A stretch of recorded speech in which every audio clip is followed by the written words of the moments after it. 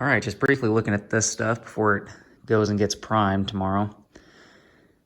So the hood had a whole bunch of body work done to it. Had a big dent up here where it's, like they rear-ended a truck slightly or something, and the bumper pretty much totally caught the hood.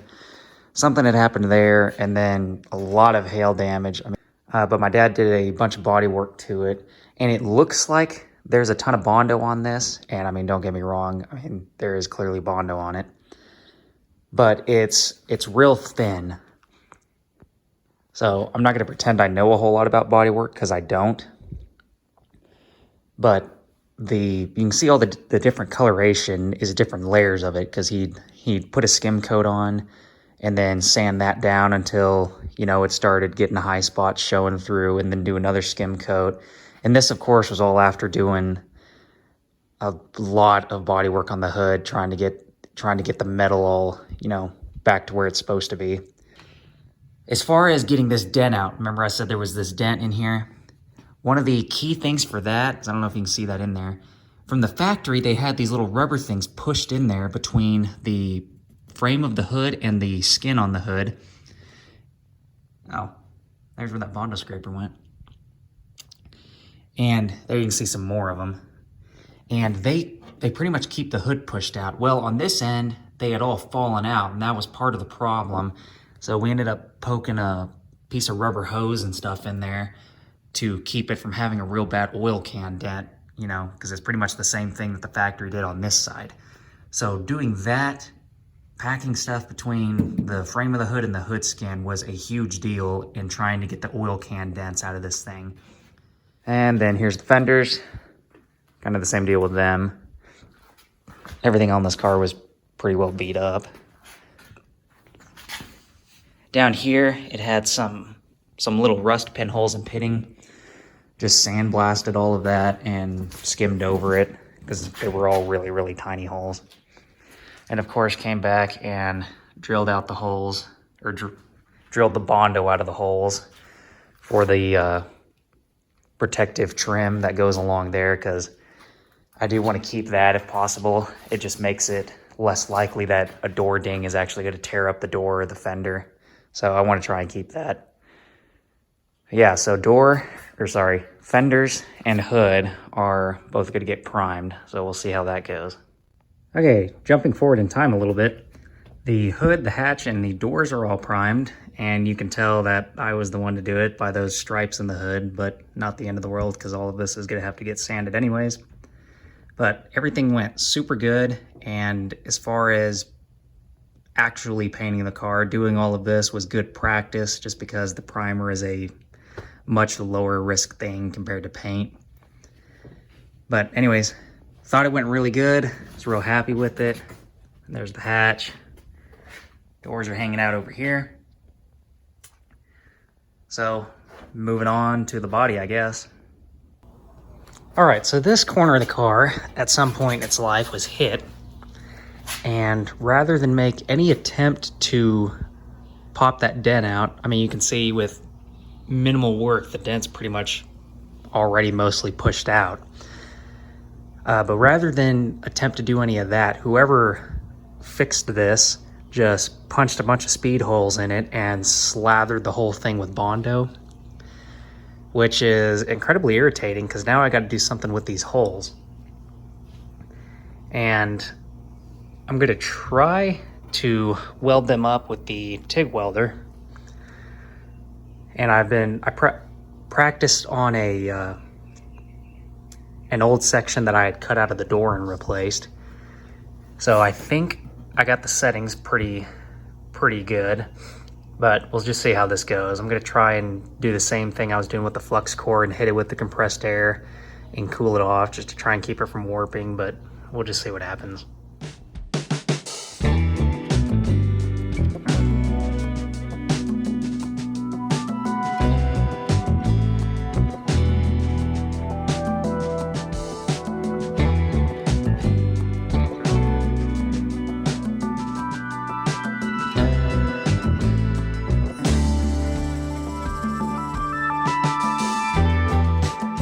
I had to go back, TIG weld a few of them, because after hammering around on them, some of the welds cracked.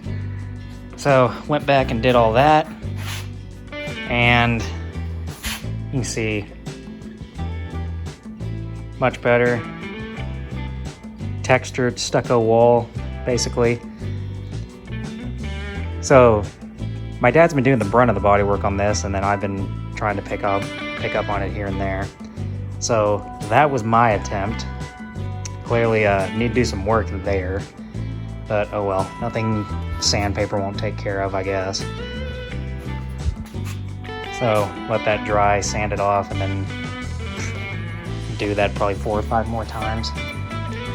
And it is hot out here. I am not loving it.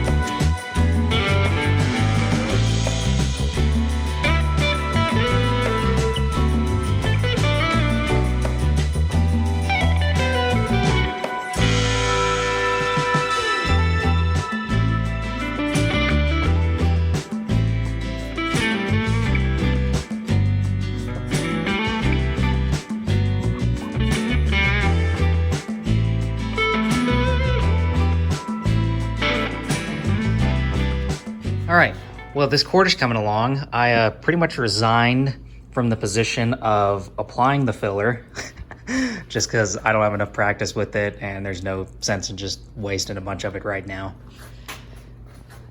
But while working on that, I found this crack that I don't particularly care for. It looks like the other side might have a little one, but it's hard to tell. But this one definitely has a crack that's running. I'm not sure where it's trying to go. I guess it's trying to run down here. All right, so I got that welded up. Feel pretty good about it. Need a little bit of filler, but just feel better that now that there's not a crack there. And then I used the wire wheel, a little pick, and a small screwdriver. And I went and hit all of the seams, especially up in this area. So I need to knock a little bit off the inside of that one, but went and hit all the seams down here, up all around where the bumper goes, just to get all of the old seam sealer out, because I don't trust the old seam sealer because clearly it hasn't done a very good job on the rest of the car. So I just wanted to pick it out of there and start over, especially here around the windshield, since this had a whole bunch of rust. And I think what I'm gonna do is prime it first, get the primer on all that bare metal, and then put the seam sealer on top of that. That's currently the plan. So we'll just keep working towards finally getting this thing in primer. All right, so I've been trying to clean all the media out of the car. I have it outside because it's windy, and the wind, I think, is kind of helping me work it out of the car. But I've just been blowing compressed air and everything, you know, in pretty much any hole that could have blasting media in it, especially everything up in the roof. Hitting it all with compressed air, you know, shooting it all in here, and then taking the shop vac and vacuum it all up. And I took a piece of a 3/4 inch hose and jammed it into the shop vac tape with some duct tape around it, and then that let me snake it down into all these places and get into all the places that the hard plastic hose wouldn't. So that helped. And then hit it with compressed air again, vacuum it again. Getting all the sand out of this cowl area was a huge pain. There's still a bunch of dust and stuff up in this front area, but I'm not too concerned about that. I was mostly concerned with, I don't want anything blowing out of the car whenever it's getting primed. So it's just been a whole lot of vacuuming and compressed air. Gosh, I probably have the majority of today and just trying to get all of the media out of this car. And you can see how much more has worked its way out of it just as the wind's been blowing through the car. Oh, and so I found 2 more cracks on this thing. I don't know why the body has, you know, had so many of these cracks. You know, both doors had it, and then, you know, there was of course that one there. So I don't know what the deal is, but both sides cracked right here. And this one I wasn't too concerned about because it didn't look like it was really trying to make its way into the body panel. So what I did, because I don't want to have to weld on any of this if I don't have to, just because I don't want to warp anything or screw up the windshield sealing, is I just drilled a little hole at the end of the crack. So I found the tip of the crack and then drilled a hole there. And then I did the same thing on this side, which I went all the way through the piece of metal that was actually cracked. That other one you can see there is the piece that's underneath, but it's not cracked, so I didn't bother drilling all the way through it. Anyways, I think I briefly talked about it before, but yeah, so if you have a crack, a thing you can do to mitigate it, especially, which if I was gonna weld it up, I would also drill a little hole at the end of it, because what it does is it just reduces the stress concentration, so it makes it a lot harder for that crack to continue.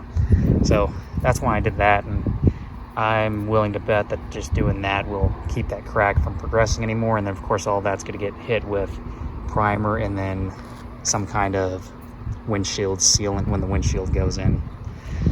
So yep, moving along. I'm not sure how many more times this tire is going to tolerate this.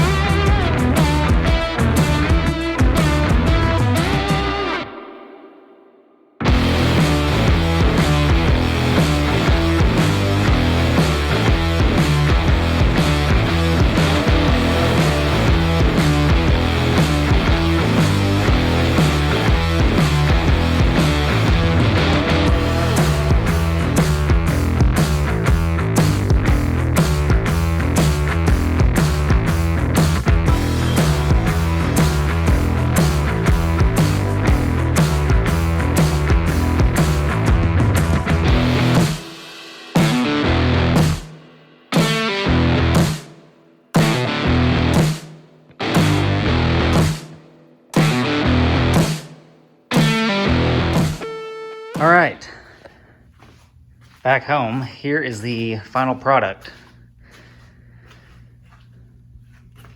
So it came out pretty good. It's pretty coarse. I'll get to why that is in a second. So I didn't show a whole lot of the bodywork and stuff that's gone into it to get it to this point. Mostly just because I don't know enough. The vast majority of the bodywork on this car was done by my dad. So while I was doing the floorboards and all the rust repair, that's when he was doing the hood and the fenders.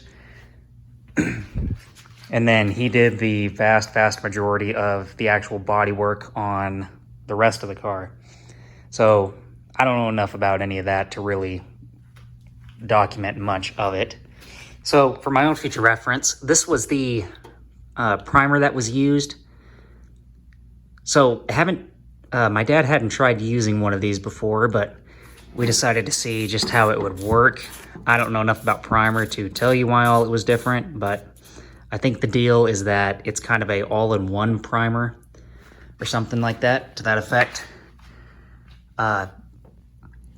So why it looks the way it does, you can see the texture is really rough. That's because we ended up having to do the high build ratio because we got it mixed up and then realized we didn't have any reducer. So still haven't found it. I don't know what happened to it. Anyways, we didn't have it today. So we ended up doing the high build because I guess the idea is it fills more aggressive cracks and stuff. Really wouldn't recommend it. I don't know enough about paint, but at least for this car, this was way better because this stuff gets, it leaves a really rough finish that this car really didn't need. So the regular build would have been much better for this car, but ended up doing the high build just because we didn't have any reducer on hand. But it turned out really good. That was just where the tape, had the tape painted there, just kind of let it fog over the POR. Don't really care much about that. I just kind of scuffed it up all along in here and just let the primer cover it up. So as far as actually spraying the car, really wasn't too bad. You still see some media in there. It's just blasting media is going to be falling out of this thing forever. I think that's just the fact of the matter. But spraying the car went really good. This is only the second time I've primed anything. The hood and the fenders was the first time. But this went good. I kind of started from the middle of the car and then started at the middle and the front and then kind of worked my way around. And really the only thing that was kind of difficult is to get this inside lip here. I had to do it from the opposite side of the car. So I had to do it from right here to get that side. And then when I was on the other side, I would have to remember to do this one. But it turned out good. Really don't have any complaints about how it went. It went pretty much as good as it possibly could have. And it's awesome just seeing the body of the car one color now.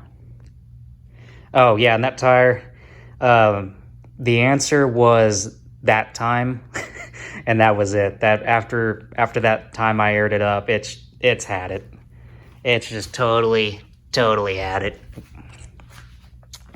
But yeah, the brakes worked. Rolling it off the trailer, it's the first time I've actually really tried the brakes. So they worked. Pretty pleased with that. Got all up in the hood hinges and stuff. And so I'm gonna do all the seam sealer. I chipped all the seam sealer out, primed it first, and I'm gonna do the seam sealer before the paint goes on. But according to the instructions for the seam sealer I'm using, it has to be done within 24 hours before you paint it. So that's not gonna be done anytime soon, but it is gonna get everything seam sealed. Just in an attempt to keep this thing from holding moisture. But yeah, and there's a little bit of overspray on the gas tank. Not really a big deal. I'll probably just fog some black paint over it later. But I really thought it was gonna be worse than it was. And then as far as in here, it kind of got some primer fogged in it, but I still am gonna go through and hit everything with POR, seam seal everything. I'm really surprised it's not rusted worse in here, given that I imagine those vents let water run in there all the time. But yeah, so there is that. Huge step for the car. I'm kind of undecided, but I believe the next big thing that's gonna happen with it is wiring. And a little trick that I thought I'd share since it seemed to work pretty good. Something my dad was saying that he did on this was take the piece of tape and then you dab it on your dusty clothes or something just to make a bunch of dust stick to the tape, and I guess it's called killing the tape. And then you can stick it to decals and stuff, and because the tape isn't as sticky, it's a lot less likely to rip the lettering off. So, worked pretty good here. Nothing came off the tag. All right, I understand there's a canoe sitting on top of the car, but don't let that distract you. So, in making this patch here, a little trick that worked really, really well, and I think I showed this in the tie rod video, but it worked good here. So, I used the micrometer to get the depth of this channel here, basically how tall I needed to make my patch. And then I locked it down. That's not the number, this is just for hypothetical. And then I had a piece of metal that I had squared up on one end. And so the teeth on these, super sharp. So I, obviously with another hand holding the piece of metal, put one jaw up against the edge and then drug it across. And because the ends of these are super sharp, it leaves a real fine line all the way down. And then from there, I just used a pair of tin snips and gently cut it out. And even using a pair of tin snips to cut it out, it came out really good. I'm really proud with how that turned out. So it's just way more precise and way easier than trying to measure and draw a straight line, and then you're trying to cut down a pencil mark. So that ended up working out pretty good.